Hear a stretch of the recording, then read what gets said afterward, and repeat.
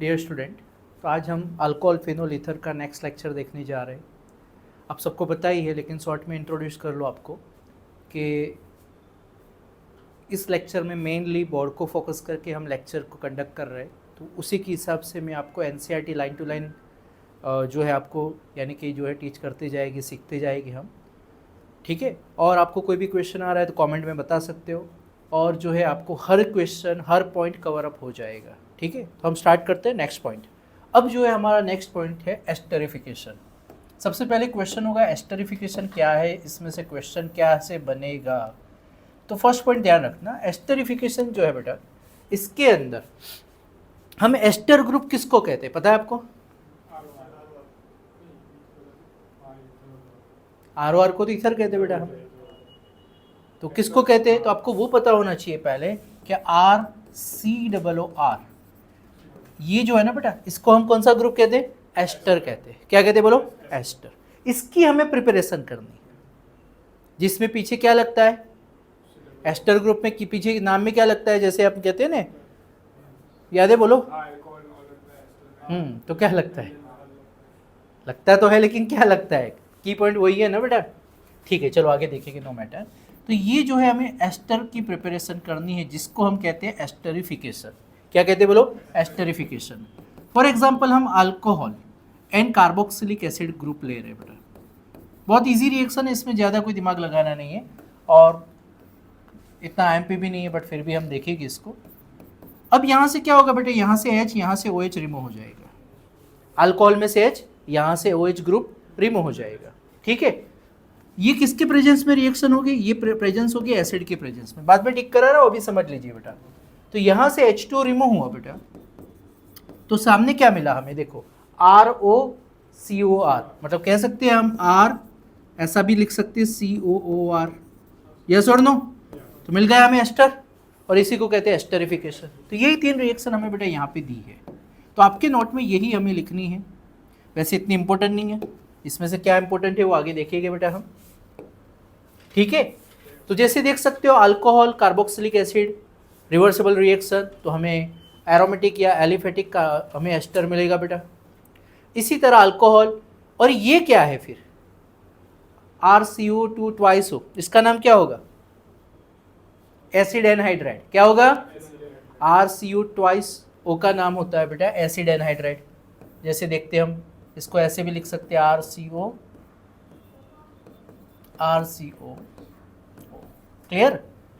तो ये बनता है एसिड में से, कार्बोक्सिलिक एसिड में, इसलिए इसका नाम रखा है एसिड एनहाइड्राइड। इसमें से दो कार्बोक्सिलिक एसिड को जब मिलाते बेटा, इसमें से वाटर रिमूव होता है, तो जो बचता है इसको कहते हैं एसिड एनहाइड्राइड, जिसको शॉर्ट में ऐसा लिख सकते हैं हम RCO ट्वाइस O, इसी को लिख सकते हैं हम। तो यही यहाँ पे यूज किया है बेटा। तो इसमें से भी बेटा हमें क्या मिलेगा? कार्बोक्सिलिक एसिड एंड हमें एस्टर ग्रुप मिल जाता है। इसी तरह एसाइल क्लोराइड RCOCl, ये इंपॉर्टेंट रिएक्शन, क्योंकि इसमें रिएजेंट है पिरीडिन, यहाँ भूल सकते बच्चे। From below which reaction preparation of ester या एस्टरिफिकेशन रिएक्शन। तो ध्यान रखना है कि अल्कोहल तो सब में कॉमन है, और दूसरे ग्रुप में क्या है, तो एसिड के कंटेनिंग, देखो एसिड है या एसिड में से बने अलग अलग डेरिवेटिव्स है। जैसे एसिड एनहाइड्राइड हो या एसिड क्लोराइड हो, तो बना तो एसिड में से ही ना, बस मगज में दो रखो तो आपको आसानी से ये मिल जाएगी। बोलो क्लियर? ठीक है। ये मोस्ट आईएमपी रिएक्शन है फॉर MCQ 2 मार्क्स कन्वर्जन। ये आईएमपी है, याद रखना। Give the preparation of aspirin, ये आईएमपी है बेटा। Give the preparation of aspirin, या from below which is the formula of aspirin, ऐसे भी दे सकते हैं हमें। तो 2 मार्क्स का कन्वर्जन में दे सकते हैं, या फिर हमें बेटा जो है ये क्वेश्चन को जो है हमें MCQ पैटर्न में भी पूछ सकते हैं बेटा। देखिए ना, आस्क एनीवे हमें आना चाहिए। सैलिसाइलिक एसिड, सैलिसाइलिक एसिड का पहले स्ट्रक्चर मगज में रट्टा लगा लेना, इसमें कुछ करना नहीं है, इसमें कुछ समझना नहीं है, ये याद कर लेना है हमें कि बेंजीन के ऊपर COOH कार्बोक्सिलिक समूह एज वेल एज अल्कोहल जब उसमें आता है, इसको सैलिसाइलिक एसिड कहते हैं। क्या कहते बोलो? हम सैलिसाइलिक एसिड कहते हैं। अब इसी में एसिड एनहाइड्राइड ऐड करते हैं, बट ये क्या है, 2 कार्बन है, तो इसको क्या कहेंगे हम? बोलिए, इसका क्या नाम होगा? ये जो बनेगा CH3CO ट्वाइस, इसका नाम क्या बनेगा बोलो? नोमेनक्लेचर तो सीखा हुआ है आपने, बोलिए फटाफट।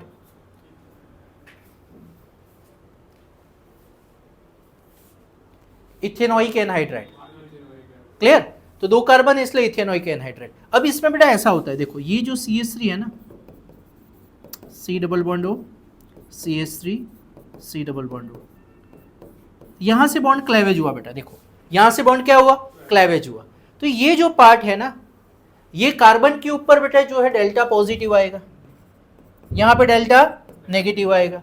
ये पॉजिटिव वाला पार्ट, सुनना मेरी बात, ये पॉजिटिव वाला पार्ट यहां पर अटैक करेगा इस पोर्शन पे। क्लियर एकदम? ठीक है, तो H प्लस वहां से निकल जाएगा, या वहां पे ये प्लस चला जाएगा।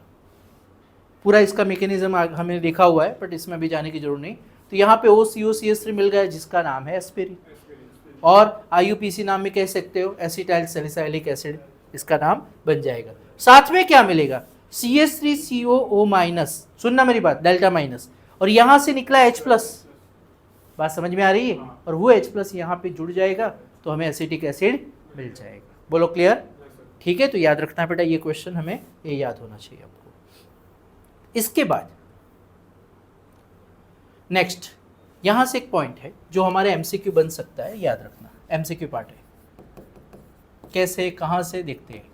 फर्स्ट ऑफ ऑल कि जब भी बेटा जो है अल्कोहल को हम हेलो अल्केन यानी HX के साथ रिएक्शन करेंगे तो RX प्लस H2O मिलता है। The difference reaction 3 class of alcohol with HCl distinguish them from one another by Lucas test. किससे हम इसको अलग कर सकते हैं? लुकास टेस्ट से, जो आगे ऑलरेडी पढ़ लिया हमने। Alcohol are soluble in Lucas reagent with HCl ZnSO while their halide are insoluble product turbidity in a solution. In case of tertiary alcohol, turbidity in production immediately as they form a halide easily, and primary alcohol do not produce a turbidity at the room temperature. तो यहाँ पर से बेटा 2 marks का question भी बना, मैं पूरा समझा रहा हूँ डिटेल में आपको। लुकास टेस्ट क्या है, यहाँ से MCQ भी बना, फ्रॉम बिलो विच ऐसा दे दिया, व्हेन यानी कि haloalkane react with some reagent या component and they give the, यानी कि टर्बिडिटी, मतलब कि उसका जो सॉल्यूशन था ना वो जैसे मिल्क होता है ना, ऐसा बन गया, मिल्की लाइक। तो वो कौन सा अल्कोहल है? प्राइमरी है, सेकेंडरी है, टर्सरी है, या तो नहीं है? Like that they can ask. तो ये MCQ टाइप पैटर्न। 2 मार्क्स का क्वेश्चन में कह सकते हैं डिस्क्राइब अबाउट लुकास टेस्ट, या फिर यही क्वेश्चन अनदर वे से आता है, give the confirmative test of alcohol, give the confirmative test of alcohol. तो भी यही, क्योंकि इससे पता चला ना प्राइमरी कौन है, सेकेंडरी कौन है, टर्सरी कौन है। बोलो समझ में आया बेटा? तो अब एक एक करके उसको समझेंगे, देखते हैं। सपोज अल्कोहल साथ में HX, और हम इसके अंदर ZnCl2 ऐड करते विथ HCl, जिंक क्लोराइड, ठीक है। तो यहां पे 3 प्रोबेबिलिटी है। कितनी प्रोबेबिलिटी है? 3 probability. First, alcohol are soluble in Lucas reagent, चलो ठीक है भाई, यहां HCl और ZnCl2 लिया तो ये इसमें सॉल्युबल होगा, ठीक है। इन केस, ध्यान से सुनना, their halide are immiscible and produce turbidity in the solution, मतलब वो हैलाइड इसमें डिसॉल्व नहीं होते। क्लियर? और सॉल्यूशन कैसा हो जाता है? लाइक अ मिल्की टाइप, ठीक है। इन केस टर्सरी अल्कोहल होगा तो क्या होगा? Turbidity in produce immediately as they form a halide easily, ठीक है। Turbidity produce immediately they form a halide easily, तुरंत हमें जो है वो इस तरह का मिल्की टाइप सॉल्यूशन मिल जाता है, तो समझ लो वो टर्सरी है कि turbidity produce on the time. Clear? Immediately produce हो जाएगा। तो चलो ओके, ठीक है। Next, primary alcohol do not produce turbidity at room temperature. Suppose primary alcohol है तो टर्बिडिटी प्रोड्यूस नहीं होगी। बोलो समझ में आ गया? यस और नो? क्लियर? यहां से हमें पता चल गया क्वेश्चन में क्या होगा, किस तरह होगा। तो difference in reactivity 3 classes of alcohol and HCl distinguished from a Lucas test. Alcohol are soluble in Lucas reagent while their halide are immiscible and produce a turbidity in the solution. In case of tertiary alcohol, turbidity produce immediately, they form a halide easily. Primary alcohol do not produce turbidity at the room temperature. तो हमें पता होना चाहिए बेटा, जो हमने समझ लिया यहाँ से। क्लियर एकदम? ठीक है। अब इसके बाद यहां से डिहाइड्रेशन, देखो यहां कोई पोर्शन नहीं है इसलिए इसमें जाने की जरूरत नहीं है। यहां से कैसे क्वेश्चन आएगा, कैसे एमसीक्यू बनेगा हमने देख लिया बेटा, ओके डन। अब डिहाइड्रेशन, अब डिहाइड्रेशन जो है ना ये स्पेशली हमें ज्यादातर एमसीक्यू टाइप के क्वेश्चन में डालते हैं लोग। कैसे डालेंगे वो भी देखेंगे हम। क्वेश्चन क्या होगा, फॉर एग्जाम्पल कि हमें ये दे दिया, देखो जिसका नाम तो पता ही आपको 1 2 3 2 मिथाइल प्रोपेनॉल, प्रोपेन 2ऑल, वेरी गुड, 2 मिथाइल प्रोपेन 2ऑल। क्वेश्चन में क्या होगा, 2 मिथाइल प्रोपेन 2ऑल कन्वर्ट इनटू, देखो इसका नाम 1 2 3 2 मिथाइल प्रोपीन, किस में कन्वर्ट हो रहा है, 2 मिथाइल प्रोपीन में।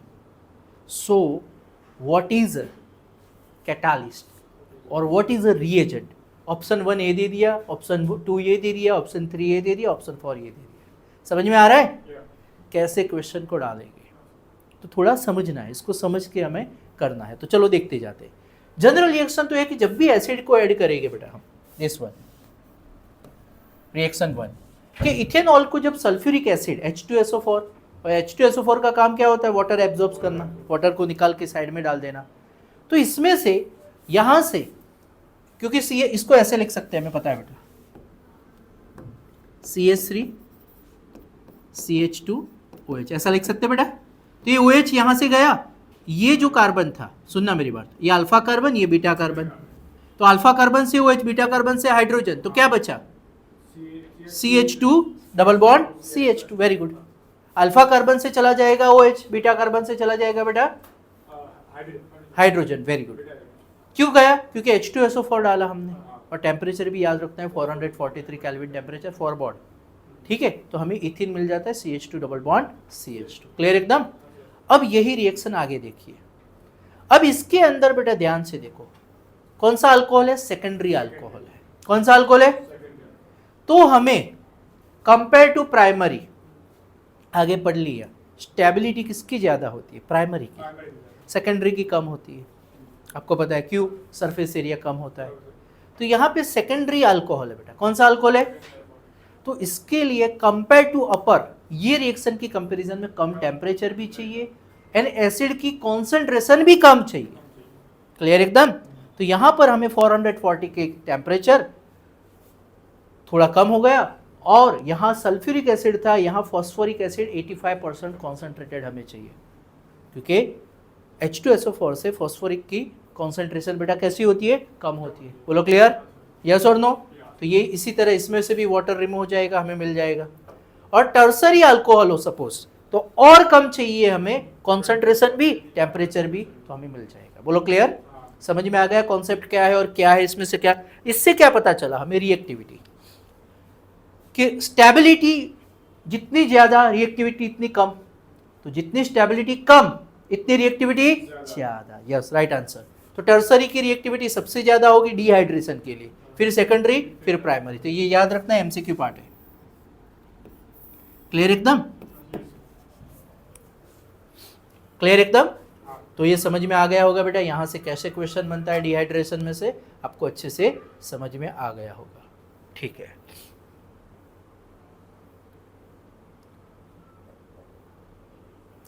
इसके बाद नेक्स्ट यहां पे ध्यान से देखिए, अब क्लेवेज है, यहां से कोई खास इतने क्वेश्चन नहीं है, इसलिए इसमें सीधा यहां पे आ जाना है हमें, जहां से हमारे क्वेश्चन बनते बेटा।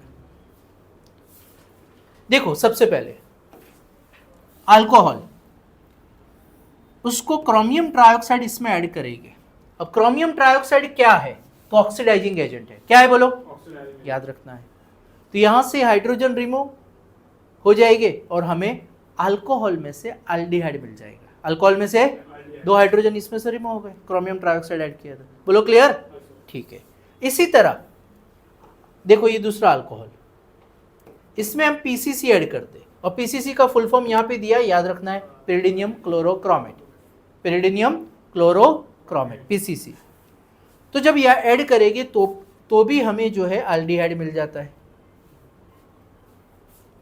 अब याद रखना क्वेश्चन होगा सर क्रोमियम ट्राइऑक्साइड क्यों यूज नहीं किया, ये क्यों यूज किया, तो ये इसकी कंपैरिजन में ज्यादा यील्ड देता है, ज्यादा प्रोडक्ट देता है, इसकी वजह से। इसी तरह सेकेंडरी अल्कोहल क्रोमियम ट्राइऑक्साइड, तो हमें कीटोन मिलेगा। देखो प्राइमरी था तो एल्डिहाइड मिला, सेकेंडरी है अल्कोहल तो क्या मिलता है बोलो, कीटोन मिलता है। तो याद रखना ये चीज बेटा, क्लियर एकदम। तो ये पोर्शन में से एमसीक्यू बनते हैं हमारे। आगे जाके यही पोर्शन कन्वर्जन में भी यूज होगा।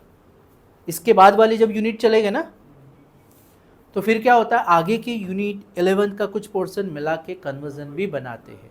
तो हमें तो याद रखना है, जो जो पॉइंट का वहाँ फोकस रखना है, बाकी सब जगह पर टाइम वेस्टिंग नहीं करना है बेटा। चाहे आपके ये सारी चीज़ जेई नीट सबके लिए आपको फ्रूटफुल है बेटा, जो चीज़ आपको बता रहा हूँ, ठीक है। उसके बाद नेक्स्ट यहाँ पर ओनली ये रिएक्शन हमें याद करनी है,